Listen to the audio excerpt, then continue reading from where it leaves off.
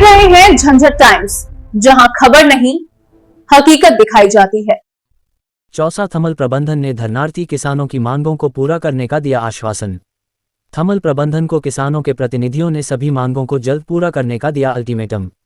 Thermal power plant के मुख्य द्वार पर आयोजित महाधरना में शामिल हजारों किसानों, मजदूरों, नौजवानों एवं महिलाओं को संबोधित करते हुए संयुक्त किसान मोर्चा के नेता दिनेश कुमार ने कहा कि प्रभावित किसानों, मजदूरों, पौनी एवं नौजवानों की सभी मांगें जायज है, मगर थमल प्रबंधन की हठधर्मिता के कारण लोगों में आक्रोश बढ़ता जा रहा है।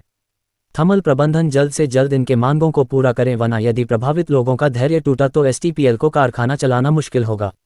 उन्होंने कहा कि 1064 एकड़ अधिग्रहित जमीन से प्रभावित मजदूरों एवं पौनी को एक मुस्तार्जी का 5 लाख रु तथा मजदूरों को 750 दिनों की मजदूरी का भुगतान 2016 में ही हो जाना था, वह आज तक नहीं हुआ। जो भुगतान भी हुआ है वह भी नियमानुसार नहीं है। प्रभावित लोगों को जो भी मिला वह ऊंट के मुंह में जीरा के समान है। उन्होंने प्रभावित परिवारों, मजदूरों एवं नौजवानों के हितों को सर्वोच्च प्राथमिकता देने की मांग की। संयुक्त किसान मोर्चा बिहार के नेता अशोक प्रसाद सिंह ने कहा कि हमारे पुरखों ने पेट काटकर अपने जमीन को बचाया।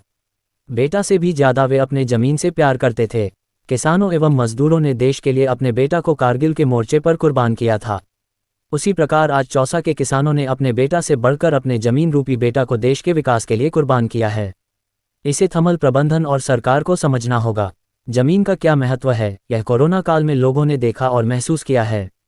इसलिए किसानों, मजदूरों एवं उनका भविष्य, उनके बच्चों को जिंदा रहने के लिए जीने का सहारा प्लांट में रोजगार के रूप में देना होगा, वरना हम एक बड़े जंग के लिए मजबूर होंगे। महाभारत से पहले कृष्ण ने भी दुर्योधन को समझाने गए थे और 5 गांव की मांग की थी। आज किसान, मजदूर, छात्र, नौजवान एवं महिलाएं मिलकर इस प्लांट के प्रबंधन से यह कहने आए हैं कि यदि हमारी मांगें नहीं मानी गई तो फिर हम संघर्ष के रास्ते बढ़ने को मजबूर होंगे। प्रबंधन को ये समझना चाहिए कि किसान सिर्फ अन्नदाता नहीं, जीवनदाता है।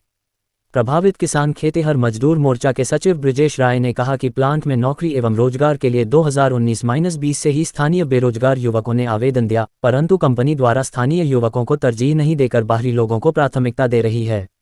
जमीन दिया और प्रदूषित हवा से पीड़ित होंगे हम और लाभ लेगा बाहरी, इसे कतई हम बर्दाश्त नहीं करेंगे। स्थानीय युवकों में प्रबंधन के खिलाफ भारी आक्रोश बढ़ रहा है। प्रभावित किसान खेतिहर मजदूर मोर्चा के नेता रामप्रवेश सिंह ने कहा कि कोल डंपिंग यार्ड से प्रदूषण लगातार जारी है। आसपास के गांव खासकर खिलाफतपुर, नरयनापुर, अखोरीपुर, कनक नारायणपुर, बनारपुर, सिकरौल समेत दर्जनों गांव में कोल डंपिंग से लोगों का जीना हराम हो गया है। पर्यावरण सुरक्षा को लेकर कंपनी और प्रशासन का रवैया अपेक्षापूर्ण है। इसका समाधान जल्द नहीं हुआ तो हमें आगे संघर्ष को तेज करना होगा। धरनार्थियों को किसान नेता अंशु चौबे, मुन्ना तिवारी, मुखिया ममता देवी, उपेंद्र राय, बसंती देवी, नंदलाल सिंह, घनश्याम चौधरी, इसराइल खान, शैलेश राय ने संबोधित किया।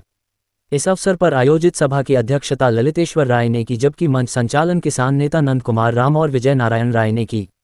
थमल प्लांट प्रबंधन की ओर से प्रतिनिधिमंडल मिलने का बुलावा आने पर किसान नेता दिनेश कुमार, अशोक प्रसाद सिंह, ब्रिजेश राय, अंशु चौबे, मुन्ना तिवारी, नंदलाल सिंह, विजय नारायण राय, बसंती देवी थमल प्लांट के सीईओ से मिलकर अपना स्मारक पत्र सौंपा। घंटों बहस मुहावसे के बाद प्रबंधन ने किसानों के सभी जायज मांगों को पूरा करने के लिए प्रबंधन की ओर से पहल करने की शुरुआत करने का आश्वासन दिया। प्रतिनिधिमंडल ने एक स्वर से प्रबंधन को 20 मार्च तक का अल्टीमेटम दिया। यदि हमारी मांगें नहीं मानी गई तो अपने संघर्षों को तेज करेंगे और जरूरत पड़ी तो प्लांट का घेराव भी करेंगे तथा घेरा डालो शुरू करेंगे।